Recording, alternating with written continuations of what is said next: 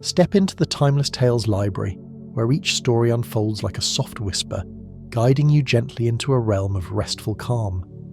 I'm Theodore, your host, and tonight I'll weave a tranquil tale to quiet your thoughts and lull you towards slumber. The Timeless Tales library thrives thanks to the support of listeners like you. If these stories bring you peace, please subscribe to help us keep crafting these serene escapes. As you cozy up, drop a comment below to share where you're tuning in from tonight and tell us a destination you'd love a story to transport you to. Perhaps Melbourne, Santorini, the Amazon rainforest, or a starlit desert.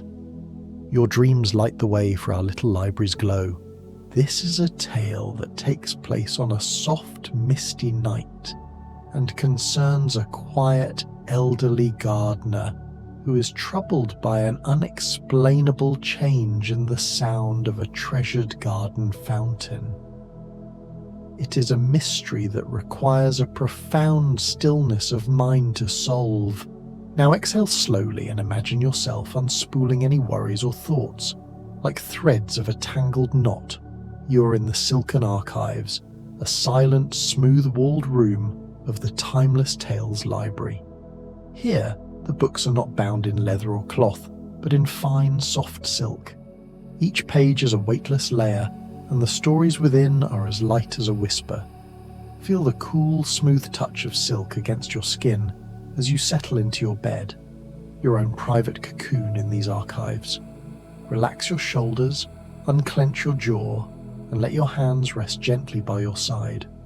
Let your mind unspool and untangle, becoming as smooth and calm as the pages of a silken book. The stories of the archives are like a comforting blanket. Let them wrap around you, soft and weightless. Sherlock Holmes and the Case of the Whispering Fountain. The night had fallen upon London not with a dark curtain, but with a soft grey shawl of mist that had crept in from the river. It was the kind of evening that mutes the world, silencing the distant clamour of commerce and the rattle of the late-night carriages. This particular mist was a silent, aqueous intruder, a veil drawn across the face of the clamorous metropolis. The familiar abrasive sounds of hooves on cobblestone and the shouted final calls of vendors were not merely diminished. They were transformed into a smooth, featureless background hum, a primal, oceanic sound that spoke of the city's vastness rather than its frantic activity. The gas lamps in the street outside 221B Baker Street were not harsh points of light, but rather golden blossoms, their glow diffused and softened by the moist air, each lamp haloed by a nimbus of comforting pale light.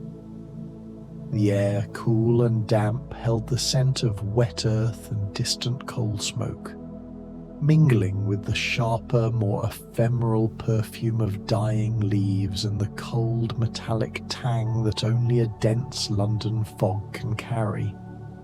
A smell that was both melancholy and deeply comforting. Within the sanctuary of our rooms, a profound sense of tranquility prevailed. The fire in the grate was a small, steady sun casting a soft, ruddy glow that danced upon the walls and reflected in the polished surfaces of the furniture, particularly the brass of the fireplace implements and the mahogany mantelpiece. The very atmosphere seemed to be a balm to the senses, a rich tapestry of scents. The sharp, familiar aroma of Holmes's strong roll-your-own tobacco, which he swore was superior to all other blends for its clarity of scent. The old comforting smell of worn leather from 1,000 books, their knowledge pressed into the very fabric of the room, and a faint, sweet fragrance from the lemon oil Mrs. Hudson had used to polish the table, a tiny domestic grace note in the rugged symphony of our surroundings. I was seated in my favourite armchair, a gift from my late wife, a book of poetry open upon my lap, Tennyson, I believe, though my eyes were fixed not on the text but on the delicate spirals of smoke rising from the teacup beside me. The cup, a sturdy willow-patterned piece, contained a cooling, strong black tea, the steam from which rose and instantly dissipated into the denser, colder air of the room. My mind, much like the city, had entered a state of profound and peaceful stillness, a welcome respite from the ceaseless demands of my medical practice, a world of fractured bones and fevered brows. In these moments I often reflected on the curious duality of my life, the bloody urgency of my profession, and the intellectual rigour of my association with Holmes. Holmes was, as was his wont on such tranquil evenings, in a state of deep repose. He lay stretched out upon the Persian rug-draped sofa, his lanky frame a silhouette against the firelight, an image of absolute stillness. A single spiral of smoke from his cherished meerschaum pipe rose and coiled towards the ceiling, its form a silent question mark in the still air. His long, sensitive fingers were steepled over his chest, a gesture of intellectual concentration I'd come to know well. His eyes, though half closed, were not vacant. A faint, silvery sheen indicated that the wheels were turning beneath the lids. To a casual observer, he would have appeared lost in a state of profound laziness, a man given over entirely to the simple comforts of a firelit room. But I, of course, knew better.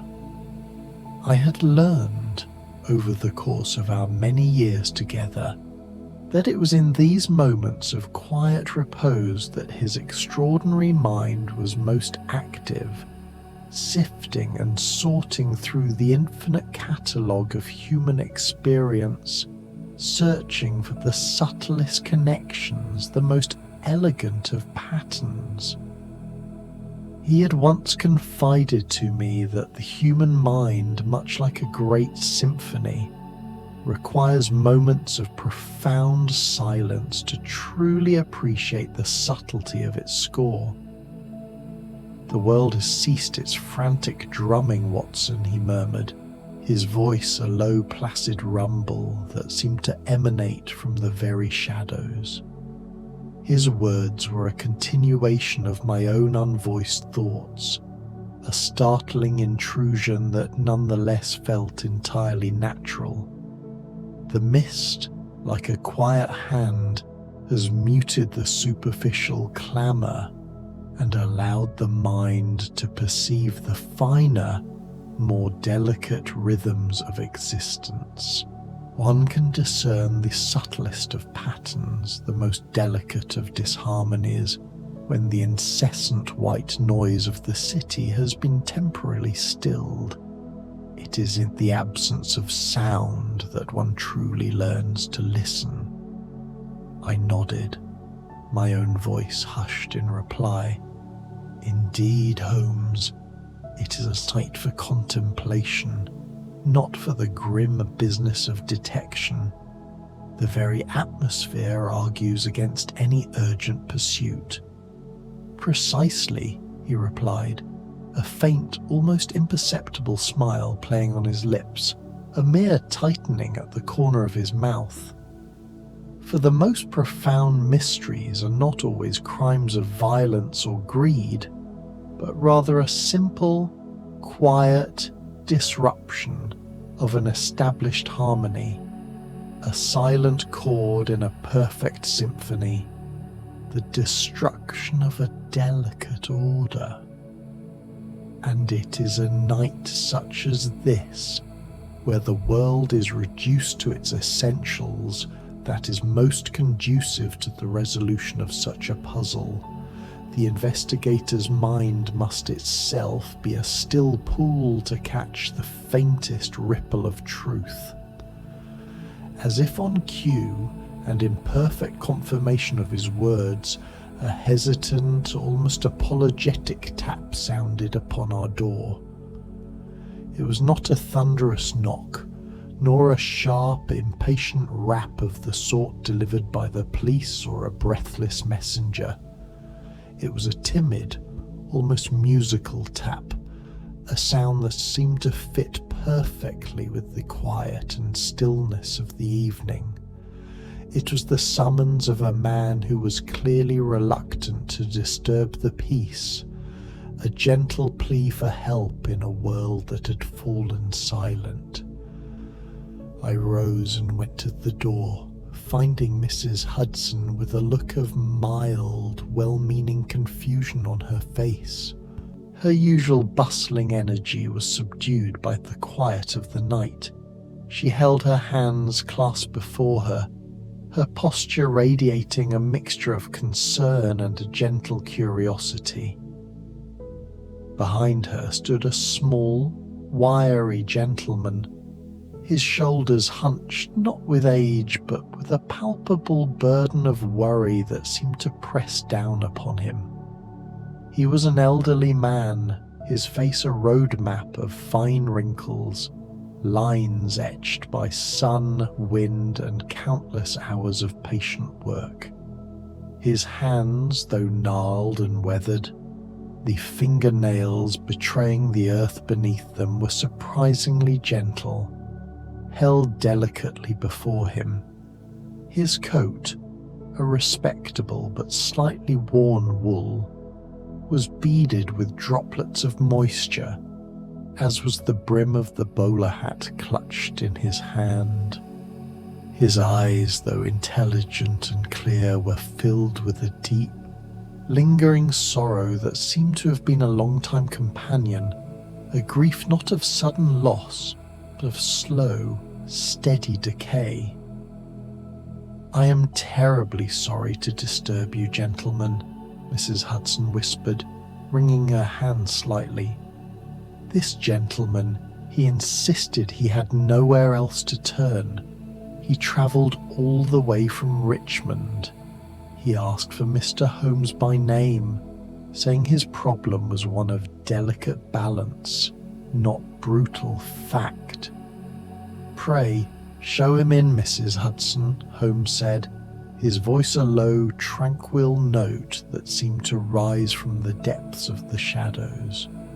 He had already swung his legs off the sofa and sat upright. His long frame coiled his attention fully engaged. The gentleman entered, his movements slow and deliberate, as if he were walking upon fragile glass or trying not to disturb a sleeping child. He took the seat I offered, the one directly facing the fireplace, ensuring the light would reveal his features, drawing a slow, deliberate breath that sounded almost painful in its control. "My name is Mr. Elias Croker," he said, his voice as soft as the falling mist, a texture like old dried velvet. "I am the head gardener at the estate of Lord and Lady Ashworth in Richmond. I have come to you with a most peculiar and, I fear, entirely insignificant problem. I should not take up your valuable time with such a trifle, but it has become a torment to me." Holmes, hearing the man's profession, sat up slightly, a discernible shift in his posture.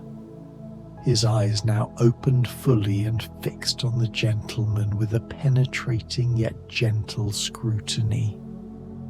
"A gardener, you say? A man who deals in the very rhythm and harmony of the earth, who understands the patient work of growth and the measure of the seasons. I assure you, Mr. Croaker, no problem that deals with the measure of time and the disruption of a natural order is ever insignificant. The largest truths are often contained in the smallest vessels. Please do continue. Mr. Croaker leaned forward, his hands clasped tightly upon his knees, the knuckles white with the strain of his anxiety. My life is, I am afraid, a very quiet one. It is a life lived in the company of plants, of earth and water. For the past 50 years, since I was a boy, I have been the custodian of the Ashworth Gardens. It is a place of profound beauty, a sanctuary of quiet harmony, a world apart from the noise of the city. And the heart of it, Mr. Holmes, is the Italian fountain. It stands in the oldest, most sheltered courtyard, surrounded by the high, protective walls of ancient yew hedges. He paused, a faint, far-away look in his eyes, clearly picturing the beloved object. It is an old, marble fountain, a masterwork of some forgotten Italian sculptor from the late Renaissance, a piece transported and installed almost 2 centuries ago. It depicts a figure of a reclining river goddess. Her face is eternally serene. It is a fountain that does not merely spout water with brute force, but seems to sing with it. The water cascades from a single carved figure into a series of smaller basins, each with its own unique and beautiful note.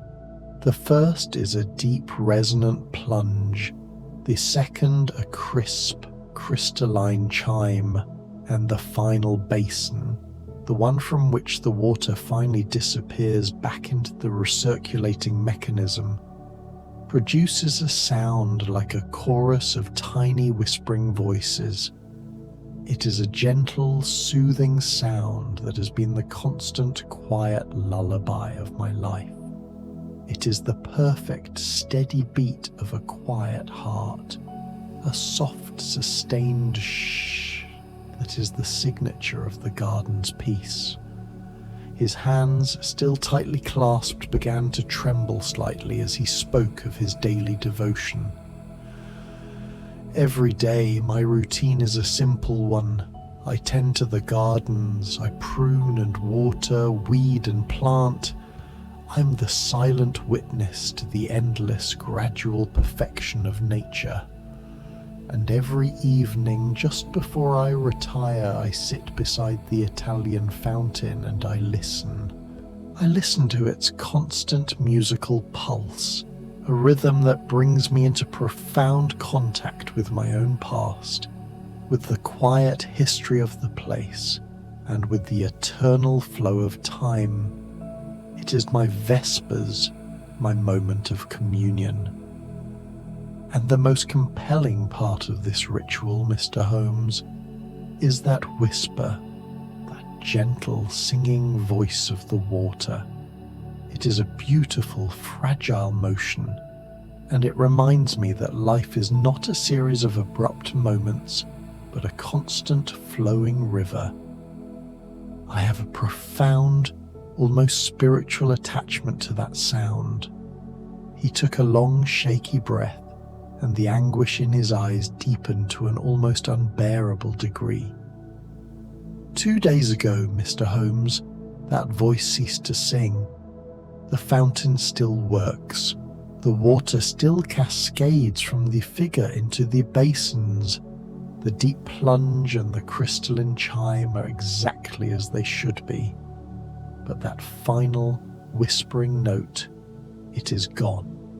It has been replaced by a slow, hesitant, jarring splash, a sound that is a foreign, grating noise in the perfect harmony of my life, a sound of staccato failure. It is the sound of an instrument that has lost its tuning. I have looked at every aspect of the fountain. I have removed the leaves, polished the stone, meticulously examined every carved detail of the basins, even feeling the marble for any new fissure. But I can find no fault. The mechanism is in perfect working order. It is to all appearances in perfect working order. But the whispering voice has been broken. It has been replaced by a jarring, arrhythmic splash. I am at a loss, Mr. Holmes. It is not a matter of a broken thing, but a matter of a broken rhythm, a profound disruption of a quiet harmony that I have depended on for half a century. I feel as though I am losing a part of myself, a small, gentle part that has always been there to reassure me. I have come to you because I am at my wit's end. It is not a crime, but a deep, personal calamity. He finished, his hands now trembling more noticeably. The silence that followed was long and heavy, punctuated only by the crackle of the fire and the insistent pitter-patter of the rain, which now seemed to be increasing in tempo. I watched Holmes, who had not moved, but whose eyes were now open, fixed on the gentleman with a penetrating yet gentle scrutiny. His expression was not that of a detective, but of a man hearing a profound confession. He was not merely listening to the facts of the case, but to the quiet anguish that lay beneath them, the grief of a man whose lifetime of disciplined order had been suddenly undermined. "A most compelling case," Holmes finally murmured, his voice as low and soothing as the mist outside. "Not a crime, but a mystery of a more delicate nature, the disruption of a natural harmony, the silent suffering of a friend. For you consider this fountain a friend, do you not, Mr. Croker?" "More than a friend, sir," he replied simply. "A confidant, a constant presence." "Tell me then, Mr. Croker, of the days leading up to this event. You describe your routine as unvarying. Let us explore the unchanging against the change. On the day this anomaly first occurred, or perhaps the day before, did anyone else approach the fountain? Children, visitors? Were there any workmen on the estate? Plumbers, roofers, labourers? No, sir. It is the off-season. Lord and Lady Ashworth are in the country, and the gardens are close to visitors. Only myself and my assistant, young Thomas, are present, and Thomas never goes near the Italian fountain. He's a novice and sticks to the vegetable patch. It is my sanctuary alone." "Excellent," Holmes said, nodding. "The variable is therefore contained within your own actions or the environment itself. Tell me, what was the nature of your day on the first day this anomaly occurred? Do you have a precise routine that you follow at the fountain?" "A very normal day, Mr. Holmes," the old man said, his voice thick with emotion. "I had my usual morning routine, breakfast, a check of the greenhouse boilers, and then I retire to the garden to perform my daily maintenance. My routine is, I am afraid, a very predictable one. I spend the early hours of the morning in the garden, listening to the fountain, polishing its marble figure, ensuring that all is in perfect order. I use a fine chamois cloth and a little olive oil to keep the marble pristine. Then, just before I retire, I take a small cup of tea. Earl Grey. It is a ritual I have performed every day for 50 years. It is a work that I have found great solace in over the years. It reminds me of a time when all was right with the world." Holmes leaned forward, his eyes alight with the keen interest of a scientist approaching a fresh specimen. "And the Italian fountain itself. When you perform this maintenance, where do you place your tools? Your tin of oil, your cloths, perhaps your teacup?" "I place them on a small velvet-lined mahogany table that has stood beside the fountain for generations," he replied instantly. "It is a delicate antique, used for afternoon tea in the summer months. I place them there so as not to scratch the wood. It is a comfort to me to know everything is precisely where it should be." "And you were in the garden on the day in question?" Holmes continued, his voice a quiet whisper, building his case piece by painstaking piece. "And was there any change to the garden itself? A new piece of furniture, a new painting, a new plant perhaps? Anything that altered the existing spatial relationship of objects within that courtyard?" Mr. Croker shook his head slowly. "Nothing that I could detect," he said. "The garden felt perfectly normal. The air felt as it should. There was only one small change. My granddaughter Clara, she visited the weekend before and gave me a small gift. A small, handcrafted wooden owl. She said it was a symbol of quiet wisdom, something to sit beside me as I worked. A small, simple thing carved from a dark walnut." "And where did you place this owl, Mr. Croker?" Holmes asked, his voice now almost a caress, the final piece of the puzzle clearly visible to him. "I placed it on the small mahogany table where it would watch over me as I worked. A small, simple thing. It is no larger than my fist. It sits about a foot from the fountain's edge. I had it in my coat pocket but put it there that morning." "And one last question, Mr. Croker," Holmes continued, his gaze unwavering. "You mentioned polishing the marble. When you had finished, what did you do with your chamois cloth, the one you use for the marble?" "Why, I used it to wipe the dust off the top of the mahogany table, as I always do. I noticed a small film of dust, and I was simply wiping it away with the soft cloth. I am very particular about such things. The table must be as pristine as the fountain." Holmes sat in perfect stillness, a man listening to a silence that no one else could hear, the silence of a perfect, unbroken chain of events. He was processing the gentle grief, the quiet details, and the profound sadness of a man who had lost a piece of his routine, a piece of his world. Finally, after what seemed like an age, he spoke.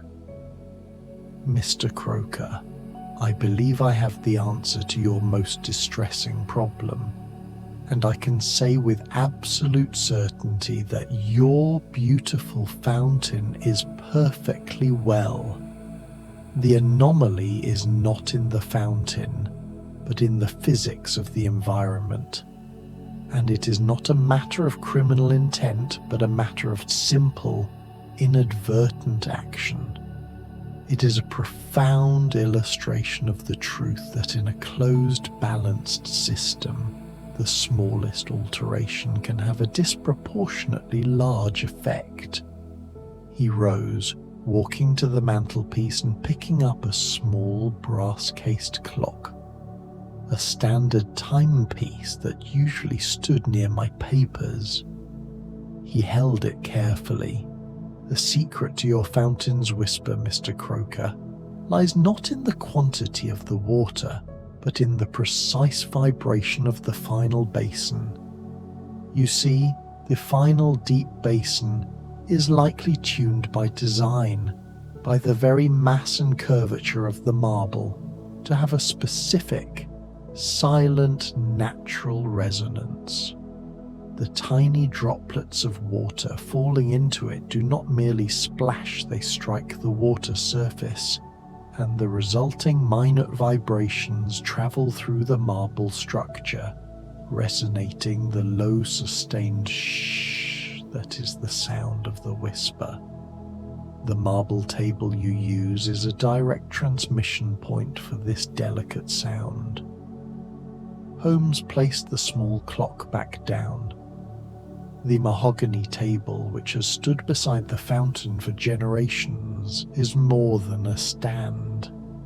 It is a resonant extension of the fountain's aural field.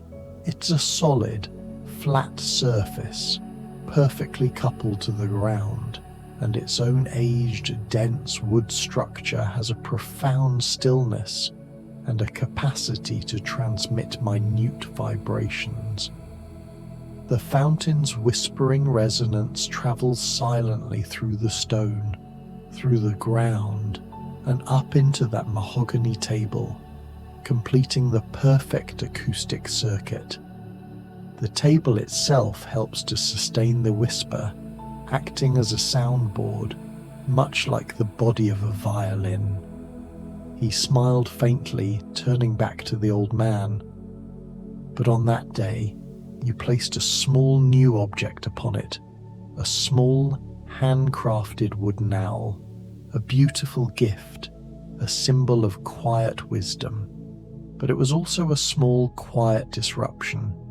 The owl with its small, irregular base, the feet, or perhaps the edge of the carving, created a small, imperceptible disturbance on that flat surface. It was a single, tiny point of contact between the owl and the table that introduced a new variable, a break in the acoustic coupling. The sound is not produced by the falling water alone, Mr. Croker.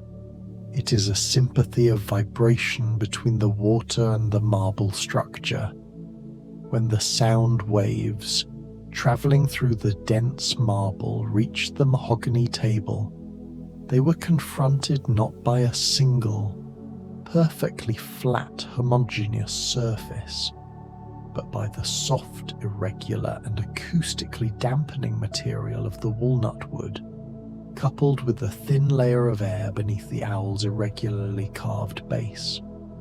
The subtle, high-frequency sway, the shh, was unable to travel along the flat surface of the mahogany table, and was instead absorbed by the soft, irregular base of the owl and the air trapped beneath it. The owl, Mr. Croker, a symbol of quiet wisdom, absorbed the fountain's gentle sway. The fountain, a creature of harmony and motion, felt that change. It sensed the small, unnatural pocket of resistance. The sound was not gone. It was simply dampened at its resonant terminus, robbing the marble of its full, harmonious, sympathetic response. The water, no longer finding its full resonance, reverted to the simpler, jarring sound of a slow, hesitant splash, a sound of unamplified impact. It was a protest, Mr. Croker, not a sign of its illness, but a sign of its quiet, profound sensitivity to the world around it. The old man stared at him, his mouth slightly agape, the profound relief already beginning to smooth the deep lines of worry around his eyes. He looked at his hands, then at Holmes, and back again, processing the quiet logic of the explanation. The owl, a simple, small carving. I can hardly believe it. It was the only thing that had changed, yet I could not bring myself to blame it.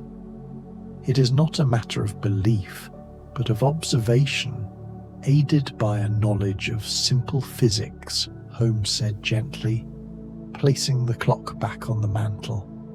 The mind, in its grief, tends to look for the grand and the dramatic. A crack in the basin, a blocked pipe, a thief who has removed a component. But the answer, as is so often the case, was in the quiet details, in the things that we do without thinking. The owl, the table. It was a matter of motion and stillness, of resonance and dampening. A small, gentle deviation from the norm was all it took. The world is full of such subtle truths, Mr. Croker. One need only quiet one's mind to perceive them, and to understand that the order we create is sometimes held together by invisible strands. Mr. Croker looked up at Holmes, his eyes now shining with a deep, silent gratitude. You have restored my peace of mind, Mr. Holmes. You have not given me back my fountain's beautiful motion yet, though I know now that I only need to remove the owl, but you have given me back the understanding of its quiet life. I was convinced it was broken, and that my life's work of tending it was for naught, but it was merely reacting. You have given me back the sense of harmony. It is a gift I can never repay. A matter of no consequence, Holmes said, waving a hand in dismissal. The most important element of any investigation is not the solution, but the restoration of harmony. The mind, like a delicate instrument, must be brought back into tune.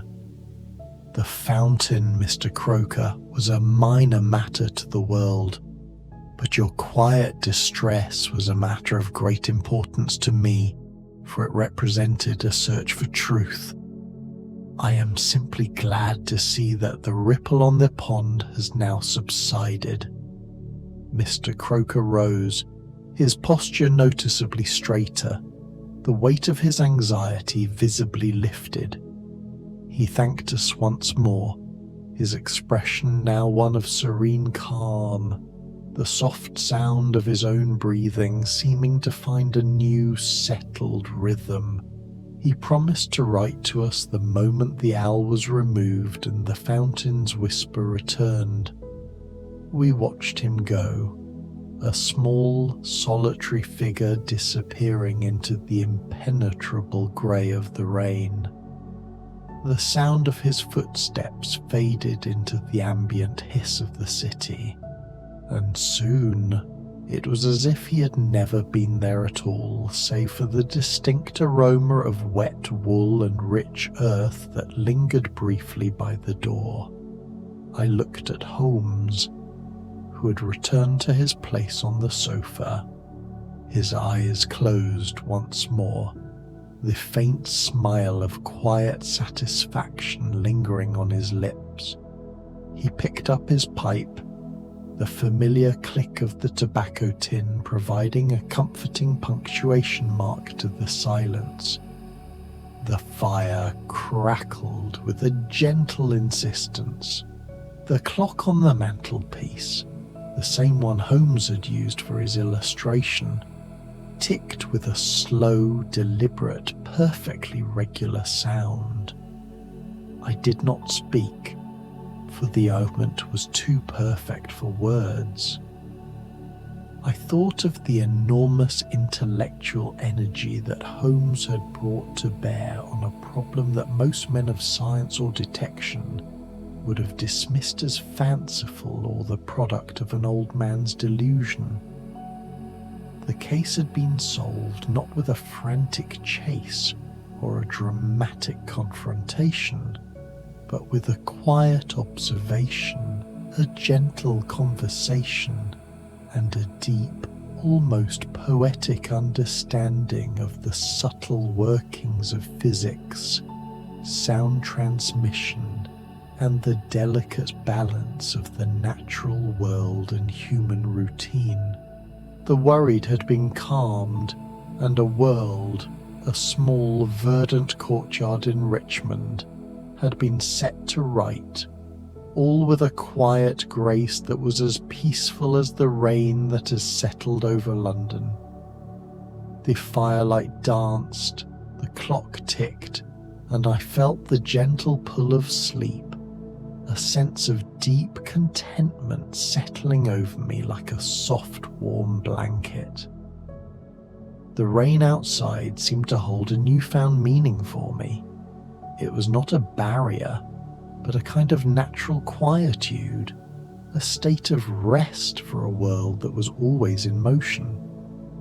I thought of the countless, unrecorded moments of peace that must pass in the city every night, the small, quiet victories, the mysteries that were solved without a single headline or a single drop of blood, the true testaments to the power of pure reason. It was in such moments, I thought, that I truly understood the man beside me. He was not just a great detective pursuing the bold and the nefarious. He was in his essence a quiet craftsman, a restorer of order, a seeker of truth in the small, forgotten corners of the world, a man who saw the profound significance in the minor deviation. He corrected the delicate music of life when it fell out of tune, and it was in this quiet understanding that my own mind began to quiet itself, and my eyes began to feel heavy. The fire burned on, and the clock on the mantelpiece ticked on, a gentle, soothing lullaby in the heart of London, the silence itself echoing the sound of a fountain that would soon whisper once more.